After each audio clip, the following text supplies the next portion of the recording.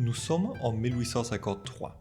À cette époque, le Japon est gouverné par un régime militaire féodal appelé le shogunat Tokugawa. Dans ce système, le shogun, un chef militaire, détient le véritable pouvoir politique, tandis que l'empereur reste principalement une figure symbolique et religieuse. Le pays est divisé en domaines contrôlés par des seigneurs locaux, les daimyos, qui doivent prêter allégeance au shogun. La société japonaise est alors très hiérarchisée. Au sommet se trouvent les guerriers, notamment les samouraïs, suivis des paysans, des artisans et enfin des marchands. Depuis plus de 200 ans, le pays vit sous une politique d'isolement appelée Sakoku, mise en place par le shogunat Tokugawa. Cette politique limite fortement les contacts avec l'étranger, en particulier avec les puissances occidentales. Concrètement, les Japonais n'ont pas le droit de quitter le territoire sans autorisation, et ceux qui partent ne peuvent plus revenir. L'entrée des étrangers est strictement contrôlée, le christianisme est interdit, et les autorités surveillent étroitement les influences extérieures. De plus, la construction de grands navires capables de naviguer en haute mer est restreinte afin d'éviter toute fuite vers l'étranger. Cependant, cet isolement n'est pas total. Le Japon continue d'entretenir des relations commerciales limitées avec certains pays, notamment la Chine et les Pays-Bas, principalement à travers le port de Nagasaki. Dans les années 1830 à 1850, le Japon du shogunat Tokugawa est confronté à une série de crises. Parmi elles, les enjeux internationaux prennent une importance croissante dans les préoccupations des élites japonaises. Ce regain d'attention est notamment provoqué par la première guerre de l'opium, au cours de laquelle le Royaume-Uni impose par la force à l'Empire de Chine l'ouverture de plusieurs ports au commerce britannique, ainsi que la cession de l'île de Hong Kong. Ce conflit marque les esprits au Japon. Il révèle la supériorité militaire des puissances occidentales et fait prendre conscience aux élites japonaises du danger qu'elles représentent pour l'indépendance du pays.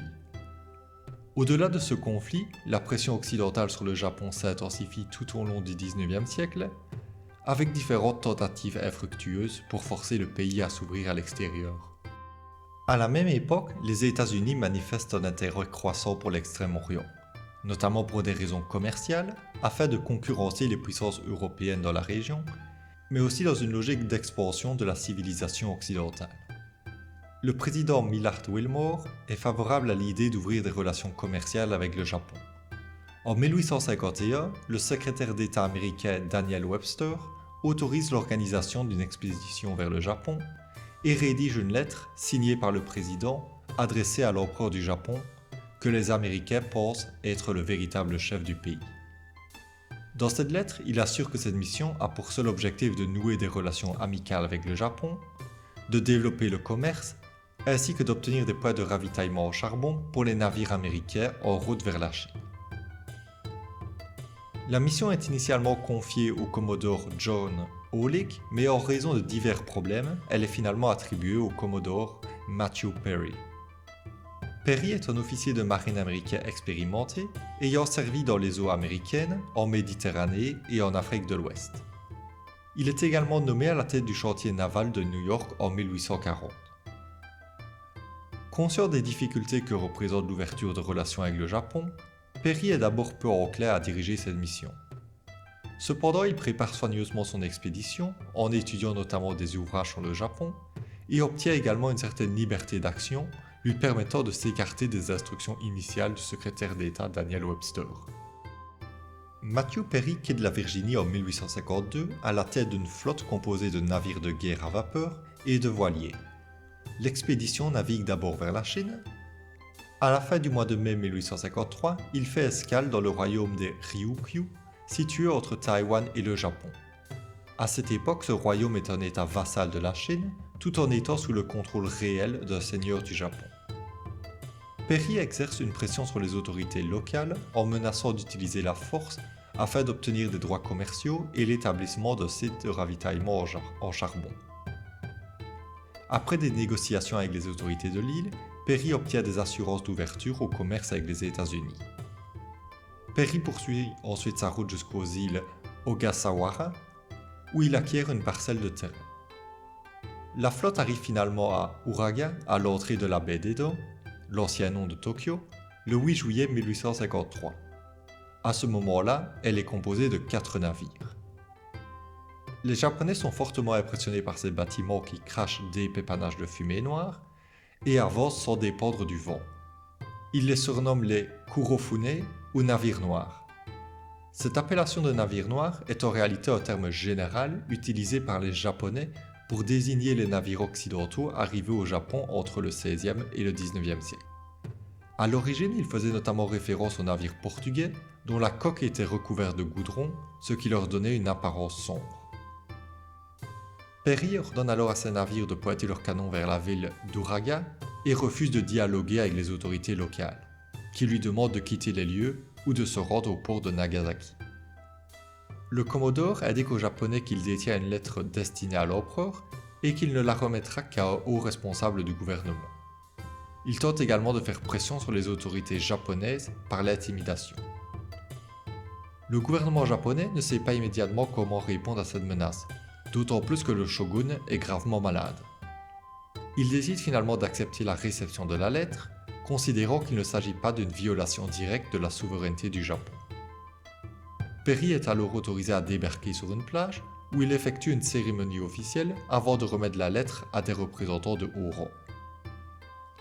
Perry quitte le Japon le 17 juillet en annonçant qu'il reviendra l'année suivante.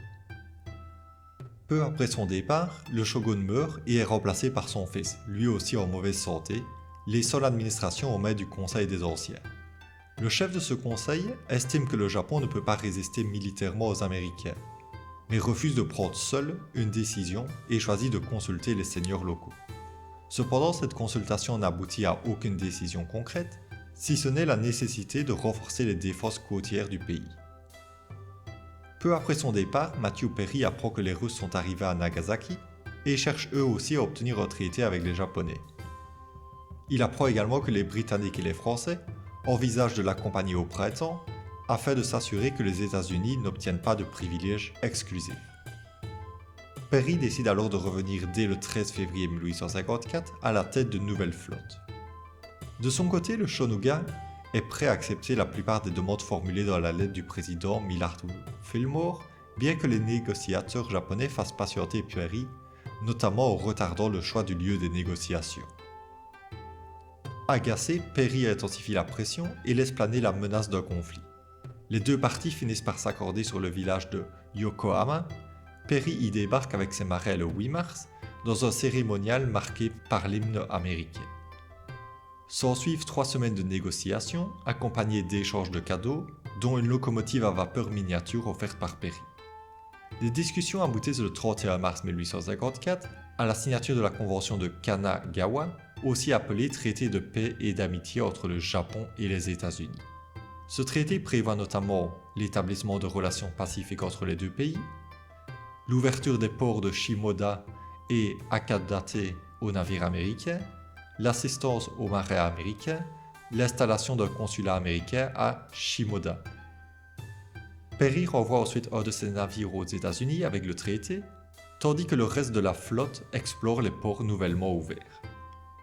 La flotte fait ensuite escale dans le royaume des Ryukyu, où Perry conclut un traité d'amitié.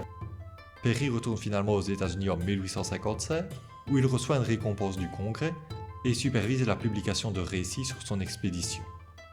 Il meurt quelques années plus tard, en 1858. Les expéditions de Matthew Perry et la convention de Kanagawa entraînent l'ouverture progressive du Japon à l'Occident. S'ouvre alors une nouvelle période de l'histoire japonaise, connue sous le nom de Bakumatsu, marquée par de profondes tensions internes et des transformations majeures. Cette période conduit à la modernisation du pays et aboutit à la restauration de Meiji.